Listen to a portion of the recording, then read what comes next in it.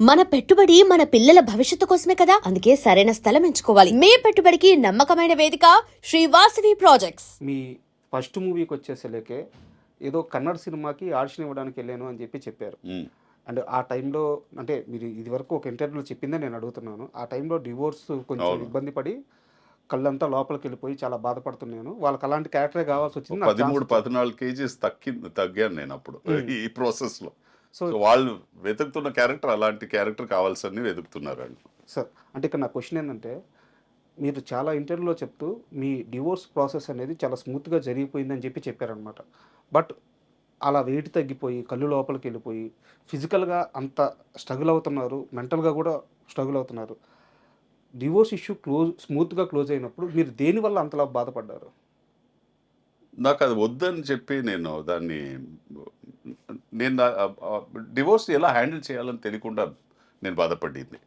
ఎందుకంటే ఇప్పుడు మీరు దాన్ని వెనక్కి చూస్తే నేను అంత ఒక స్ట్రెయిన్ తీసుకొని నాకు భయం ఏముందంటే నాకు ఒక కూతురు ఉంది, తనకు ఫ్యూచర్ ఏమవుద్ది, తన ఇప్పుడు 15-20 సంవత్సరాల తర్వాత అడిగే క్వశ్చన్స్కి ఎలా నేను దానికి ఆన్సర్స్ ఇస్తానని ఒక బాధ అప్పుడు ఉండింది. సార్ బట్ లేటర్ స్టేజెస్ అందుకే నేను అంత దాన్ని చాలా పర్సనల్గా తీసుకున్నా. అంత పర్సనల్గా తీసుకోవడానికి నాకు తెలిసి ఈరోజు మీరు అడిగితే అది అంత పర్సనల్గా తీసుకోవడానికి ఏంటి పెద్ద గొప్ప విషయం కాదు. ఓకే. ఎస్, మనకి మన సపరేషన్ వచ్చి ఇద్దరు మనకి ఒకరికొకరు నచ్చలేదని లేదు. మన 2 డిఫరెంట్ పీపుల్.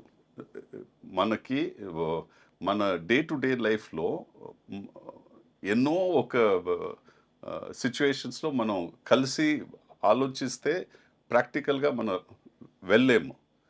అప్పుడు ద బెస్ట్ సొల్యూషన్ ఇస్ మీరు మీ లైఫ్ డైరెక్ట్ మీరు ఎలా కావాలో అలా వెళ్ళడం, అలా వెళ్ళిపోతే బెటర్. అది నేను ఈరోజు అందరికి చెప్తా.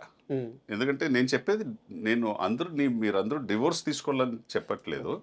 బట్ నేను ఏం చెప్పేదంటే త్వరగా చిన్న వయసులో పెళ్లి చేసుకోకండి అని చెప్తా. ఎందుకంటే మెచ్యూరిటీ ఉండదు. ఇంకోటి అంటే మీరు ఎప్పుడు 30-35 సంవత్సరాలు వస్తారో మీ థాట్ ప్రాసెస్ 20 సంవత్సరాలు ఉన్నప్పుడు 35 సంవత్సరాలు కాదు 30 సంవత్సరాలు ఉన్నది థాట్ ప్రాసెస్ మారుంటుంది, మీ అవుట్లుక్ మారుంటుంది. సో ఒక ప్రాక్టికల్గా ఒక 5-7 years of work experience Unni life చూసి కొంచెం తర్వాత మీరు ఏదైనా ఒక పార్ట్నర్ చూస్ చేసుకొని పెళ్లి చేసుకుంటే అది బెటర్ ఉంటుంది. Not at 21, 22, 23. అది చాలా చిన్న వయసు. అది చాలా ఇంటర్వ్యూలో దాచిపెట్టి చెప్పారు, కానీ ఆ పెళ్లి చేసుకుంది మీరే కదా, లవ్ మ్యారేజే కదా అది. లవ్ మ్యారేజ్ అని చెప్పలేను నేను. అఫ్ కోర్స్ చూసాం మనం. అండ్ మా బ్రదర్ ఆఫీస్లో పనిచేసే అమ్మ అండ్ వాళ్ళు ఫార్మల్గా నేను ఇమీడియట్గా చెప్పాను, ఇది మనం పెళ్లి చేసుకోవాలంటే ఇమీడియట్గా మీ మదర్ ఫాదర్ని నేను కలుస్తాను, మా అమ్మ నాన్నని వచ్చి మీరు కలవండి అని చెప్పి ఫార్మల్గా చేసాం. ఎందుకంటే ఇప్పుడు చేసుకోవాలని డిసైడ్ అయిపోయాం, మళ్ళీ ఎందుకు తిరగడం, చేసుకోవచ్చుగా.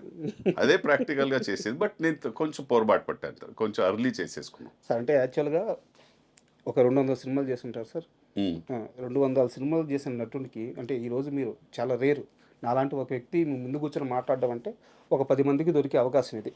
సో ఈ జర్నీలో నేను మీ విడాకులు ఎలా జరిగింది ఇలాంటివన్నీ నేను మాట్లాడకూడదని ముందే ఫిక్స్ అయ్యాను. కాకపోతే ఇక్కడ ఒక సమస్య ఏంటంటే మీ జీవితం మొత్తం కూడా మీ పాప చుట్టూ తిరిగింది. సో మీ పాపని మిమ్మల్ని కలిపి ఆ బాండింగ్ గురించి అడగాలంటే ఈ టాపిక్ తీసుకురావాల్సి వస్తుంది. అందువల్లే ఇంకొక 2-3 క్వశ్చన్స్ సార్, నేను దీన్ని క్లోజ్ చేసేస్తాను. డివోర్స్ అయిపోయినాయి, పాపది నా బాధ్యత. మీరు అడిగే ముందు ఒక చెప్పేస్తా, డివోర్స్ వచ్చి క్రైమ్ కాదు. లేదు, అడగొచ్చు. అంటే మీ జర్నీ ఉంది కదా సార్, మాకు అది ముఖ్యం కదా. మీ సక్సెస్ కానీ మీరు సాధించినవి కానీ అది ముఖ్యం కదా. అంటే డివోర్స్ అయిపోయిన తర్వాత 5 ఏళ్ల పాప మీ దగ్గర ఉంది. ఈరోజు పాపని వేరే లెవెల్లో ఆస్ట్రేలియాలో ఎక్కడో సెటిల్ చేశారు. ఈ మొత్తం ప్రయాణంలో మీ ఇద్దరి మధ్య ఏదో ఒక రోజు ఏదో ఒక సందర్భంలో చాలా ఎమోషనల్గా ఒక ఇన్సిడెంట్ జరిగి ఉంటుంది. ఇద్దరు బాధపడిందో లేకపోతే ఒక బాధ నుంచి బయటకు వచ్చి సంతోషం పొందిందో ఒక మూమెంట్ ఉంటుంది. నా కూతురుతో నాకు ఇది గొప్ప మూమెంట్ రాజా అని మీరు చెప్పగలిగే మూమెంట్ ఏది? ఓకే. నేను చెప్తా. ఇమ్మీడియేట్‌గా నా మైండ్‌లో వచ్చేది అంటే ఆహ్, మా అమ్మ చనిపోయింది. సార్. నేను వెళ్తున్నా బెంగుళూరుకి. అండ్ ఇప్పుడు నా కూతురు వచ్చి బోర్డింగ్ స్కూల్‌లో ఉంది. సో, నా ఫ్రెండ్స్‌కి ఏం చెప్పానంటే నేను, మీరు తను హాస్టల్ నుంచి తీసుకొచ్చేయండి హ్మ్. అండ్ కార్‌లో వచ్చేయండి.